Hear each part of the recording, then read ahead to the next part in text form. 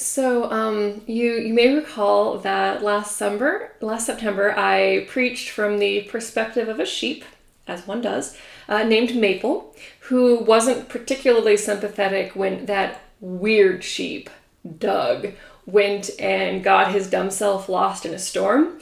And Maple didn't really understand why the shepherd would have gone so far out of her way to rescue just one sheep, especially considering that the sheep in question was weird and had never really fit in. Anyway, today I thought I would tell Doug's side of the story. So our gospel reading this morning is from the book of John, chapter 10, verses 1 through 10. Hear now the word of the Lord. Very truly I tell you, anyone who does not enter the sheepfold by the gate, but climbs in by another way, is a thief and a bandit. The one who enters by the gate is the shepherd of the sheep. The gatekeeper opens the gate for him, and the sheep hear his voice. He calls his own sheep by name and leads them out.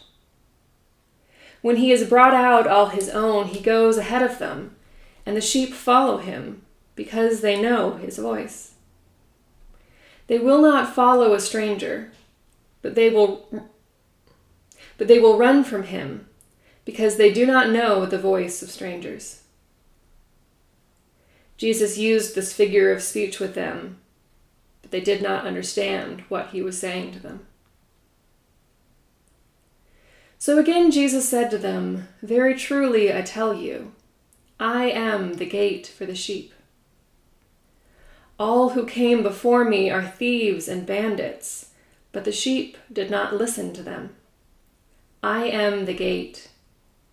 Whoever enters by me will be saved, and will come in and go out and find pasture. The thief comes only to steal and kill and destroy. I came that they may have life and have it abundantly.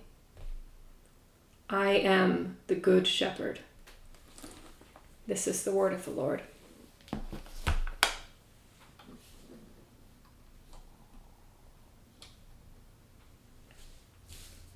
The gospel according to that weird sheep, Doug. The members of our flock may come in all shapes and sizes, but there isn't very much diversity in the inner sheepfold. Most of the younger sheep seem to follow that vapid Maple who thinks she's as sweet as maple syrup. They agree with everything she says, especially when it comes to making fun of me.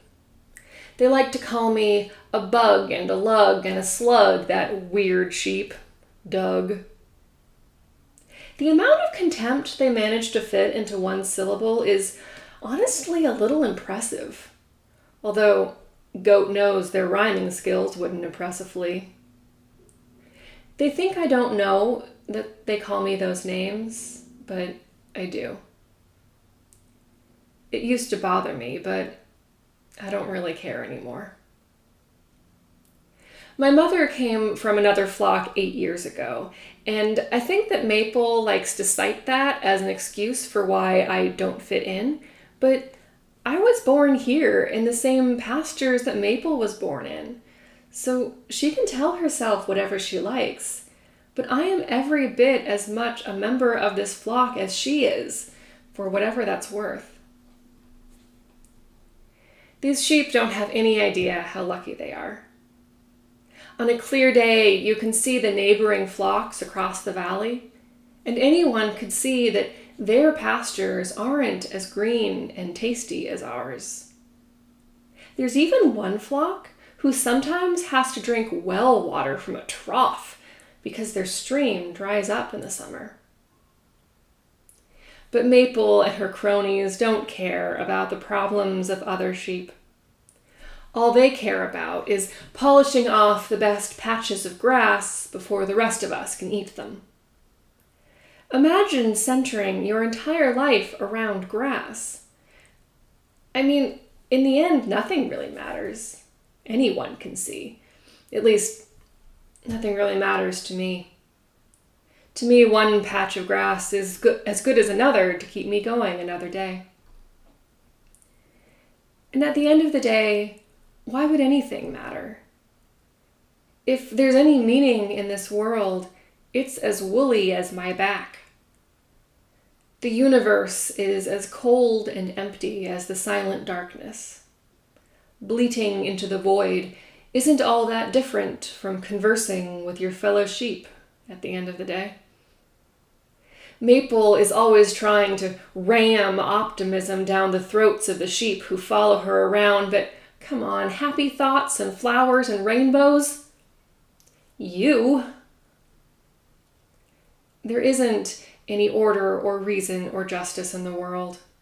Good sheep die young, and mean sheep live long and healthy lives. We can't even communicate with our own shepherd. Maple isn't sure that humans even have a spoken language of their own. I think that they probably do, but it clearly isn't the same as ours. So one day, I had wandered off from the rest of the herd, far enough not to have to hear Maple's incessant chatter. In that peaceful silence, I lost myself in thought, pondering the meaninglessness of everything, staring into the void. I almost didn't notice when it started to rain. You know how satisfying it is when the weather matches your mood? I was definitely in a rainy sort of mood. I didn't mind at first that the rain was starting to soak through my wool. I couldn't hear any sounds but the sound of the wind and the rain. I was screaming into the empty void, and nature was screaming with me. But then I realized that I was alone. I mean, I'd always been alone, existentially speaking, and relative to the rest of the herd, but out there under the darkening sky, I was alone. The rest of the flock was gone. And the world and the weather and the universe were proving themselves to be every bit as cold and unfeeling as I'd always known them to be.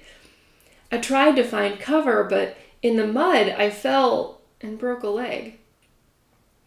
This was the end. I knew it.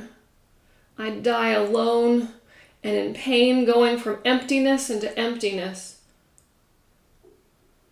But then, over the wind, over the rain, over the crashing thunder, I heard a voice. I couldn't quite make it out at first, but then I realized that the voice was calling out my name.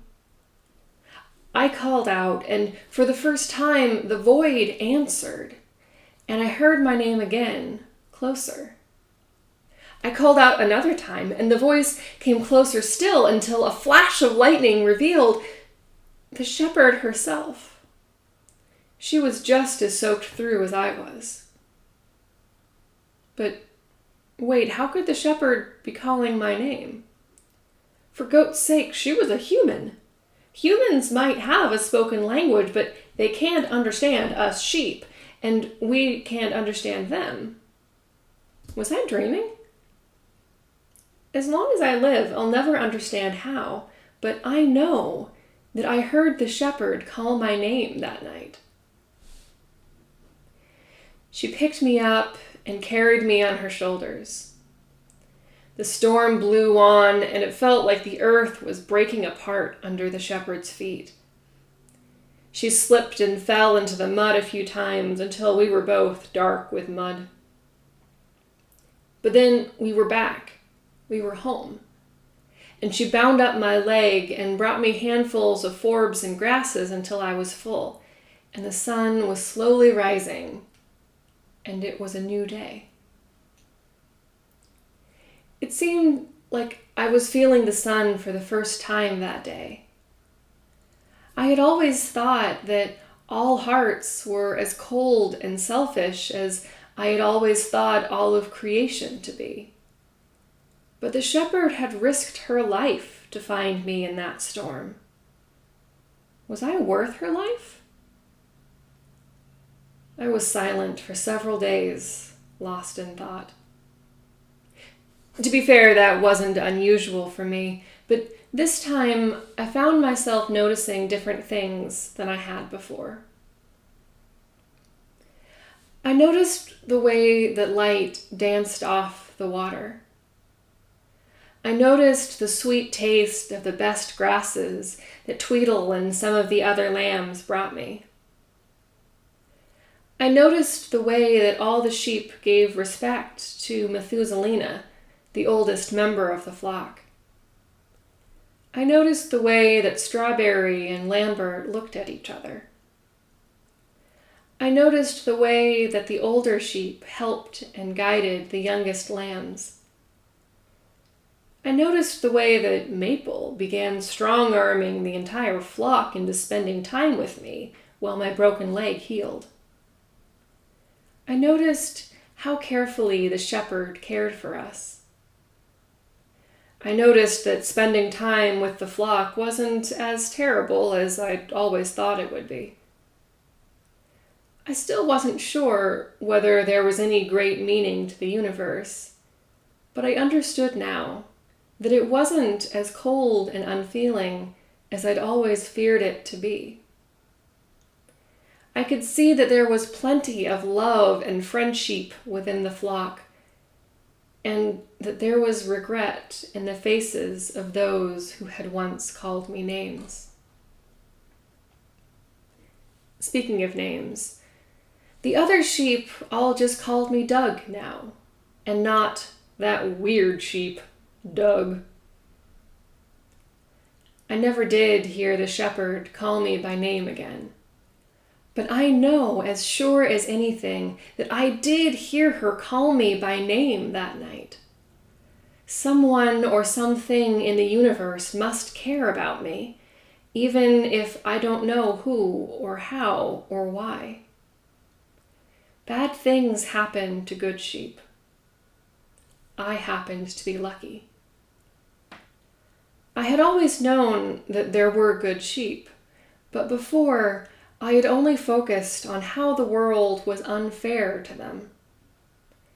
That fact is still true, but what I think about now is how good sheep have the courage to continue to be good sheep, even when the world is unfair to them. I think that courage is its own kind of miracle.